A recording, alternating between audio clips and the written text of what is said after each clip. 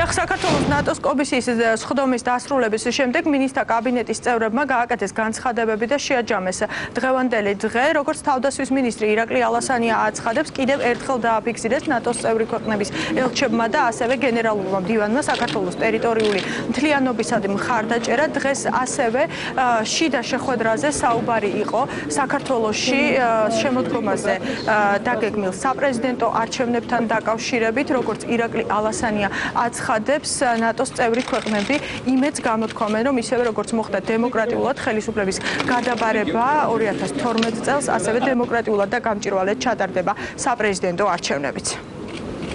ნატო საქართველოს კომისიის ხდომა პრემიერ-მინისტრთან შედგა ძალიან წარმატებულად, ძალიან ღია გაცვლა იყო მოსაზრებების იმასთან დაკავშირებით, თუ სად დგას დღეს საქართველოს ნატოსთან ინტეგრაციის კუთხით. ყველა აღნიშნა პრაქტიკულად ერთსულოვნად, რომ საქართველოს ნატოს შორის ნდობა ამაღლებულია, ჩვენი სამხედროები პრაქტიკულად ისე მონაწილეობენ ნატოს ოპერაციებში, როგორც ნატოს წევრი ქვეყნების და მათ მიმართ რდობა არის ძალიან მაღალი. აქედან გამომდინარე, დღეს უკვე ისტორიული არჩევნების შემდეგ, რომელიც ოქტომბერში შედგა, თავარი შეკითხვა არის ის, თუ როგორ შევინარჩუნებთ პოლიტიკურ სტაბილურობას, გვექნება თანაარსებობა პოლიტიკურ ძალებს და რამდენად წარმატებულად ჩავატარებთ უკვე საპრეზიდენტო არჩევნებს.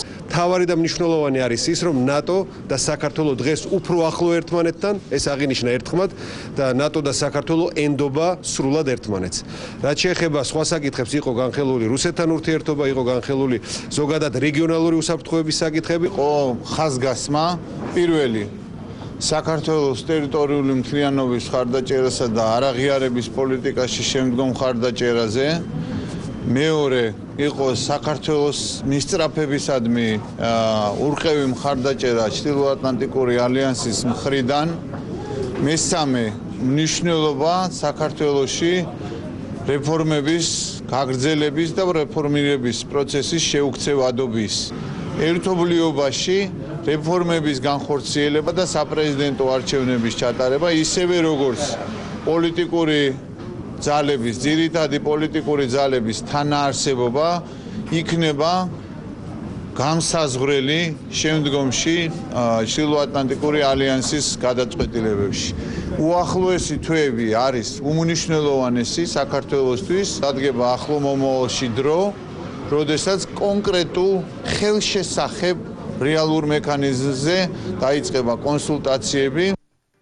როგორც მინისტრთა კაბინეტის წევრები აცხადებდნენ, ნატო საქართველოს კომისიის დახურულ შეხვედრაზე ბიძინა ივანიშვილმა ვრცლად ისაუბრა ბოლოდროინდელ გახმაურებულ დაკავებებთან ყოფილი მაღალჩინოსნების და დეტალური ინფორმაცია მიაწოდა ამ საკითხთან დაკავშირებით. დღეს ნატო საქართველოს კომისიის ხდომას ესწრებოდა ასევე მთავარი პროკურორი არჩილ კბილაშვილი, თუმცა მან დღეს შეხვედრა ისე დატოვა, რომ მედიასთან არ გამოჩენილა. რაც შეეხება თალიბების სახელით ინტერნეტ სივრცეში გავრცელებულ ვიდეოებთან დაკავშირებით და ამ საკითხზე მიმდინარე გამოძიებასთან დაკავშირებით, მინისტრთა კაბინეტის წევრები აცხადებდნენ, რომ ამ თემაზე დღეს ნატო საქართველოს კომისიის დახურულ შეხვედრაზე საუბარი არ ყოფილა. არ ყოფილა ამაზე კონკრეტული საუბარი, იმიტომ რომ ეს დავალება მიღებული აქვს როგორც ჩვენ სამართალდამცავ სტრუქტურებს, ასევე ნატოს სამხედრო სპეციალურ სტრუქტურებს და ამაზე როდესაც უკვე დასრულდება შესაბამისი მოკვლევა, შემდეგ იქნება პასუხი. ამ საკითხზე საუბარი არ ყოფილა. დაპატიმრებებთან დაკავშირებით და გახმაურებულ პროცესებთან დაკავშირებით პრემიერ-მინისტრმა მიაწოდა ამომწურავი ინფორმაცია, თუ რა ღონისძიებებს, აქმედებებს ახორციელებს საქართველოს ხელისუფლება იმისათვის, რომ მაქსიმალურად გამჭვირვალე იყოს საქართველოში მიმდინარე ეს პროცესები. ჩრდილოატლანტიკური ალიანსის მხრიდან არ გამოთქმულა ეჭვი იმის თაობაზე, რომ რეალურად ადგილი აქვს შერჩევით სამართალს, მაგრამ უმნიშვნელოვანესია, რომ მთელი ეს პროცესები წარიმართოს კანონის უზენაესობისა და ადამიანის უფლებების დაცვის სრული პატივისცემით, რის პასუხისგებლობასაც საქართველოს ხელისუფლება იღებს და მომავალში წაიღებს. ნატო საქართველოს კომისიის სხდომის დასრულების შემდეგ დაიწყო პირისპირ მოლაპარაკება მაია ფანჯიკიძის, საქართველოს საგარეო საქმეთა მინისტრის და ჩრდილოატლანტიკური ალიანსის გენერალური მდივნის ანდერს ბოგრასმუსენის შეხვედრის დასრულების შემდეგ შეხვედრის დეტალებზე მაია ფანჯიკიძემ ისაუბრა. იყო ლაპარაკი კონკრეტულ ნაბიჯებზე, რომელსაც დგამს საქართველოს ნატოში ინტეგრაციის კუთხით.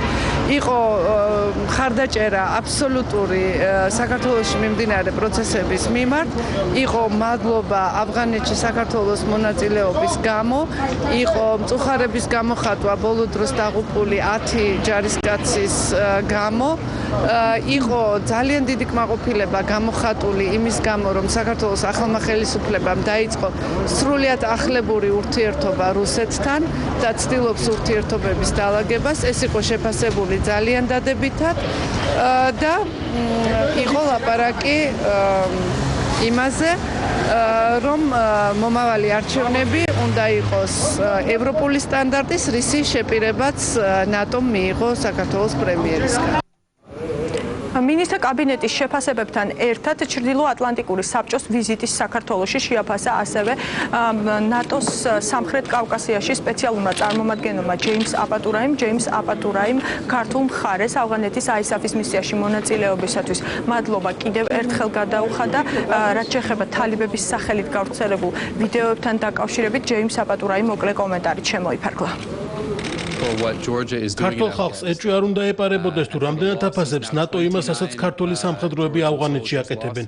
ეს ნათელი დასტურია, რომ საქართველოს საერთაშორისო უსაფრთხოებაში საკუთარი წვლილი შეაქვს.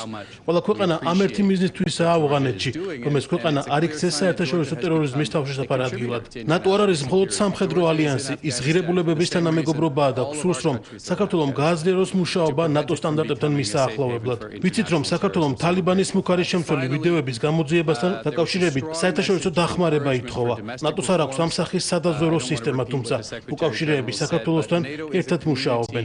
ჩვენ ჯერჯერობით არ გვაქვს იმის მტკიცებულება, რომ ქართული სამხედროები ავღანეთში სამის